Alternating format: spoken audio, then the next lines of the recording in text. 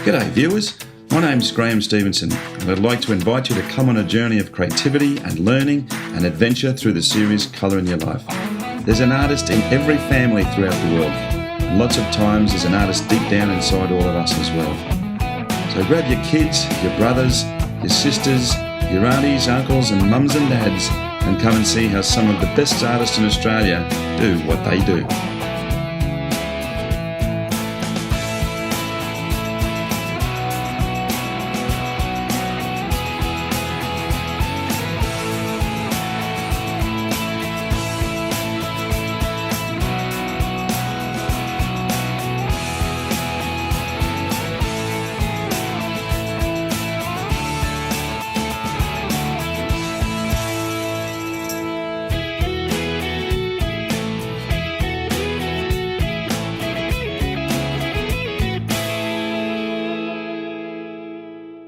Well, g'day viewers. We are in Western Australia for this leg of our journey and we're down at a beautiful little area at the bottom of Western Australia called Dunsborough, and I'm with a very talented lady called Paula Wiegmink. Yes. How are you, darling? Lovely to meet you, Graham, and welcome. Thank you, it's fantastic. Now, this is going to be a really special day because we've actually put the original piece that Paula's going to be doing, and it's up behind me at the moment, and it's called Tears of the Rhino. Hear my voice. Tis the Rhino, hear my voice. Yeah. This particular piece has become a really, really powerful piece for conservation and the people that you work with at Rages and the other... Wessa and Rages predominantly are the ones involved with this poster at the moment. Yeah, and it really has. It's been turned into a poster, and the poster's literally gone around the world as far as rhino conservation is concerned. Yes. People like Sir David Attenborough, yes, Jane Goodall, Virginia McKenna. And we've got the whole team from the Wolf Mountain Sanctuary in America as well that have come on board. Some really high profile people. It's fantastic, and the idea of your work these days, you're very, very, very involved in conservation. That's true, yes. And using your art to be able to facilitate, to raise awareness and to also raise money for these incredible animals that we are unfortunately killing. Losing at an alarming rate. Yeah, at a rapid speed, and it goes for our beautiful creatures all over the planet. So, but you're going to take us through the process of how we get to this, and you'll obviously see a lot of Paula's work screened up as we go through. A great show, really, really powerful one with a very, very powerful message. And this is what art in many senses can do and should do. Absolutely, yeah. And in this way, my painting of Tears of the Rhino, I feel now has a voice. Absolutely, and it's a magnificent piece, it really is. But Paula's going to take us through how she got to this particular piece here, and we'll just enjoy the journey with her. So come along for the ride. Lovely.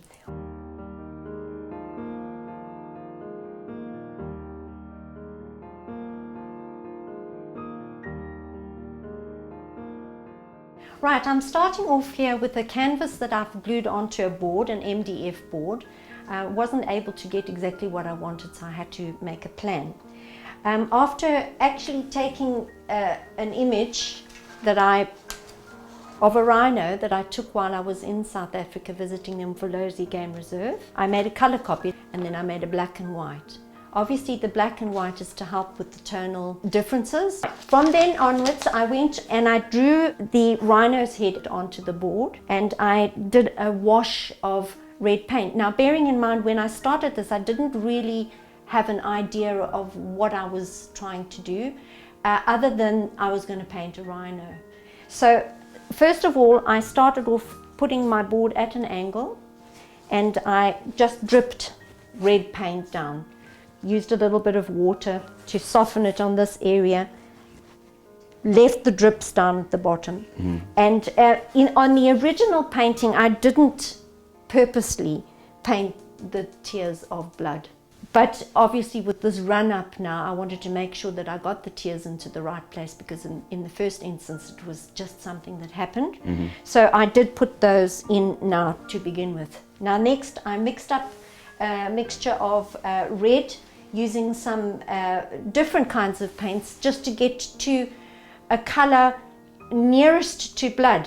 I know this is a very confronting image and a confronting thing that's going on, but I felt it was necessary for this painting to get the message across. So what I'm going to do next now is to do the next wash, which is at an angle, So it just sort of drips down, does it? Look at that. Goodness, really does look like blood, doesn't it? It does, doesn't it? When I did this the first time, as I said, I didn't particularly set out to do the rhino crying tears of blood. I was really just setting up I know it sounds awful, but a bloody background, meaning as in blood. Yeah. Just to try and get that feeling of the absolute disaster that's going on at the moment. Now I'm using the squeeze bottle here just to manipulate the paint and get it to drip where I want it to drip. I obviously don't want this hard line here at the top. So I'm just working it with the squeeze bottle all the way down and getting it to do what I want it to do. It's funny how powerful an image it's become because of, I suppose you could say, a happy mistake in a very unhappy situation. Absolutely, and I've often talked about that when I'm teaching and giving demonstrations, is embrace your happy mistakes. Take them and make them work for you. Right, and that's about it. I probably wouldn't go any further with this one now, and we'll lay it to rest and go on to the next stage. Fantastic. Right, great. Right, we go on to the next board here that I've got with that second wash in. You can see it was taken on a diagonal line and allowed to soften and drip in sort of the manner I think it was in the original painting. Mm-hmm. Right, then from my little drawing here, or my black and white copy, I've marked out the rhino's head in charcoal, which stayed while I was doing the dripping, so I didn't lose it. So I'm going to come on now and just go over it slightly, just to make it a little bit more obvious to me, so that when I start working with this, I'll be able to see it a little bit better. Right, now what I'm going to do is carry on placing my charcoal just loose, rough, as I said, not being precious, just getting the basic lines in. I'm very, very particular about eyes. When I say particular, to me, they are the soul of the animal. And if you can get the eye right and the expression right, you can tell the story, which is what's important. Mm-hmm. Right, now I'm going to go on to my paints. I have, my paints are whatever I can get my hands on. So it's not one particular brand. I've tried all sorts of brands with my teaching. I've experimented with a lot of paints. And I'm using a very expensive palette, as you can see, just a big plastic dish. I quite like this because it's able to hold water while I'm spraying as well, to keep the paint moist, because I am working with acrylic paints, which can dry very, very quickly. So now I'm just going to quickly lay my paints onto my very expensive palette, just to get started, and I'm laying from darks to lights. I'm going to just pop this up on here so that I can see what I'm doing. And I'm going to start off on the horns. That's the focal point of the painting. The most important thing are the horns, because that's what all the controversy is about. That's what the rhinos are being hunted for. Yeah, and it's funny the fact that they're killed because of a substance that's really not much the same as hair and fingernails. Well, it's keratin, which is exactly the same as our fingernails. So it has it's been proven scientifically that the horn has no value whatsoever, other than being a horn. Yeah.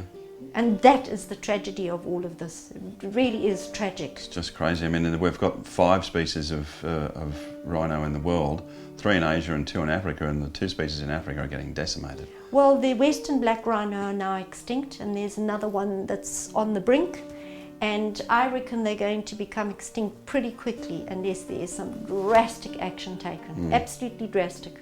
And I'm going to choose to start with this horn here and work with, I've got a little bit of Payne's grey.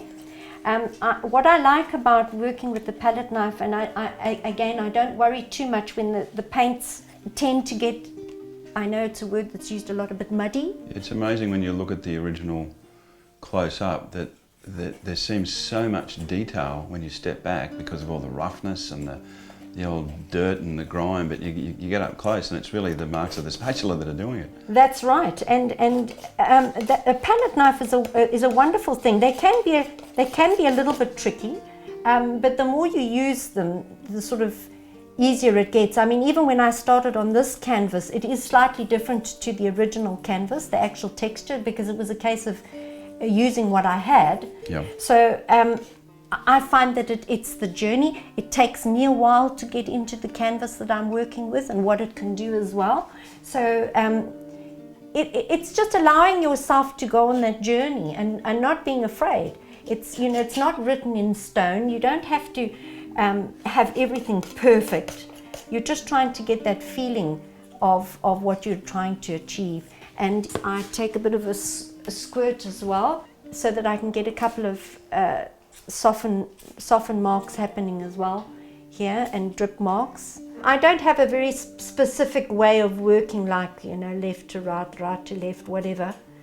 I tend to be a little bit more, form a bit of a dialogue with my painting as we're going along, and just enjoy the process and let the painting tell you what it wants. So I'd like to soften this. I find sometimes when the paint has gone on too thickly, I give it a blast. It's kind of like sandblasting, I reckon. Go for it. People ask me when I'm finished painting, they say, "Oh, Paula, how could you bear to part with your paintings? You know, is it hard for you?" No, it's not, because I have had that journey with my painting. When the painting is finished, I know it will go on its own journey and find its owner. So whatever that is, who it is, where it is, just let it happen.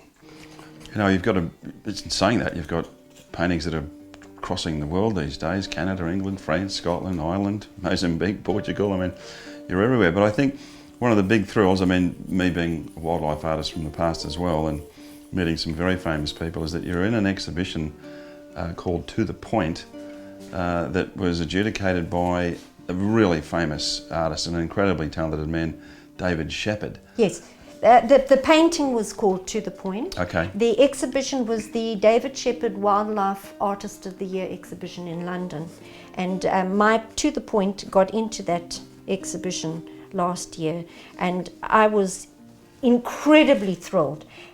More thrilled about the fact that it opened the door for me to meet David Shepherd in person. Oh, be still my beating heart. What a man. He's just achieved so much in his life, not only with his art, but with his conservation. He's now got the David Shepherd Conservation Foundation in London, and they are just achieving such great things. So to meet this man in person, when I did, I must admit, my knees buckled. They were going all wobbly. There he is. But he was a real gentleman. And when he said to me, "Right, Paula, you've got a painting exhibited here. Let's go and have a look," I thought, "Oh my God, this man's going to be looking at my painting."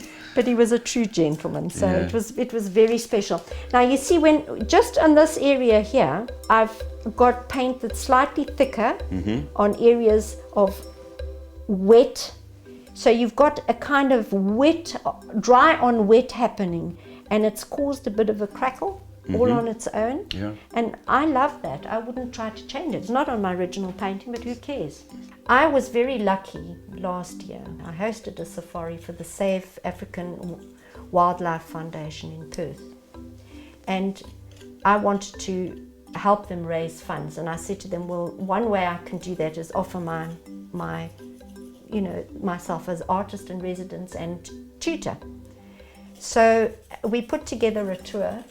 And during this tour, we were very, very lucky, because one of our host venues that we stayed at in, it was the Amalinda, the owner said to us one day, he said, "How would your party like to go on a rhino walk?"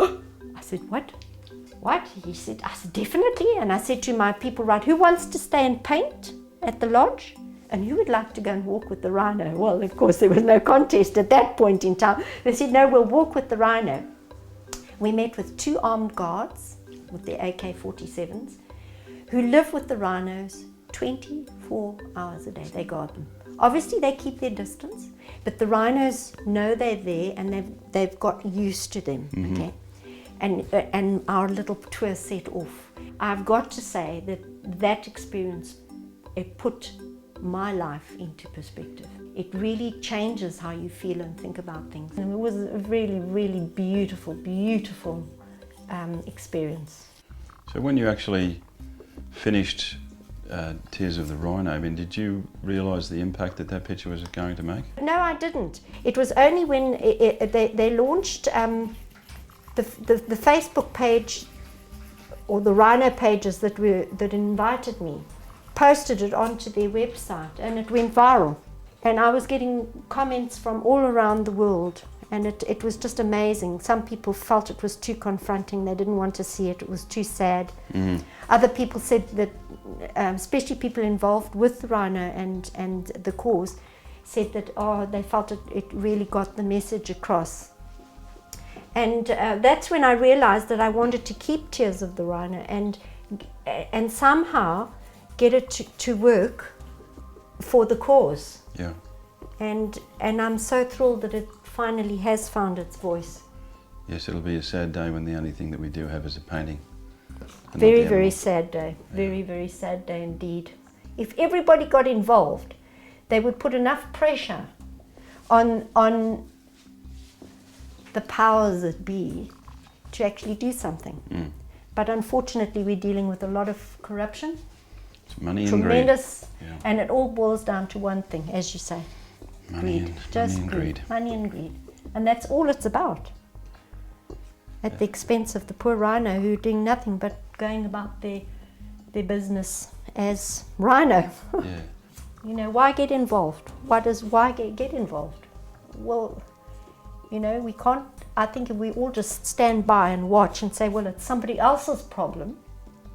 Well, it's not, is it? We're all connected. Just quietly going on the journey with the rhino. Listen to your painting.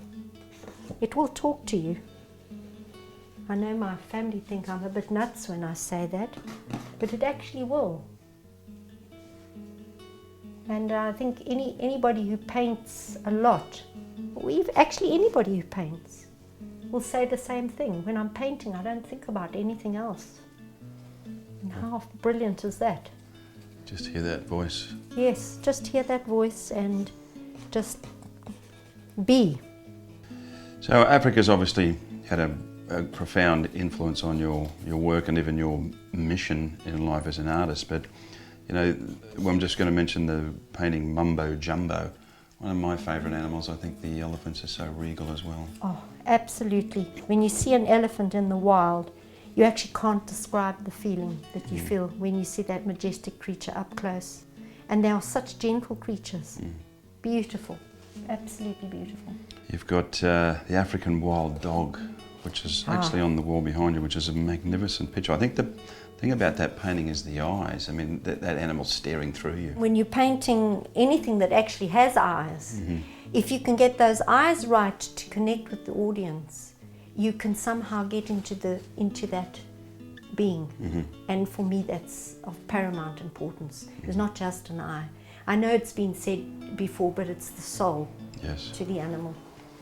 I think the other picture, gorilla in our midst, you know, once again, another beautifully majestic animal. And another animal that's on the endangered list. Yeah. Beautiful, gentle creatures. And I mean, if anybody's watched Gorillas in the Mist, you will understand that wonderful family unity. And they really are the most incredible and amazing animals, which we're going to lose very soon if we don't do something about it. When you look at the picture there, it looks like the skin has been stripped off the rhino to leave him sort of bare and bloody naked. Yes, and that is virtually what's happening to them. They are being stripped. And unfortunately, the way they are slaughtered is so violent and awful. You know, if one is brave enough to look at the images. Yeah, I mean, a lot of the time they're still left alive. Oh, most times they are. Unfortunately, the horn apparently grows below the surface of the face. They take the whole lot. They take the whole, they don't want to miss anything. Yeah. And that poor animal suffers. Also, part of your philanthropic position with your work, you've donated a lot of work to various auctions as well, which I think is just a wonderful thing to do. And you've donated to the Numbat Conservation fundraiser, Painted Dog Conservation, which is about the African wild dog, which suffers from canine distemper, Zimbabwe Wildlife Fund, African Dream Fund auction, Westpac Bank, White-tailed Black Cockatoo as well. Done some pretty amazing things. Well, I feel that's one way I can get my art to help in some way, which is important, I think. Right, now I'm going to move to the eye, because at this point I feel like I want to really start to feel this animal. They have fairly small eyes, and what I wanted here was to have the eye, but have it fairly downcast. That feeling of hopelessness. Now, you and your darling husband literally travel the country doing workshops as well. So if anybody's really interested, I mean, I think there's some fascinating techniques that you have. They really should just get in touch with you at your website. What is your website? Paula Wiegmink, one word, .com.au. Yeah, I think it's a great idea, because Paula's just got so much to show people, and obviously having a tremendous background, particularly with wildlife and African animals. There's a lot that she could teach people all over Australia. So if you would like her to come to where you are to do a workshop, please make sure you get in touch with her at her website. Lovely. Okay, Paula, well, I think we're going to let you paint for a little while. You've obviously still got some ways to go, but fantastic progress anyway, but we'll come back shortly.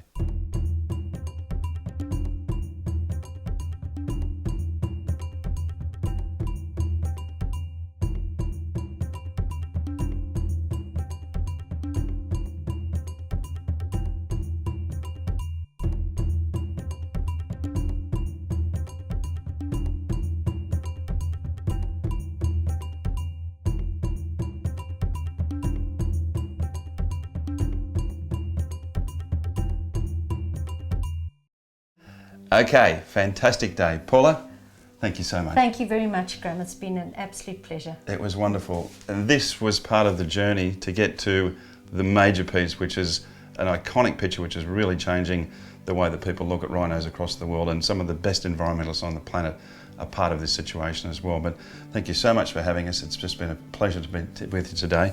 Also, Paula's also been in the Environmental Artist Book for 2014, and some of the best wildlife artists in the world are in this book, so this is a fantastic piece as well.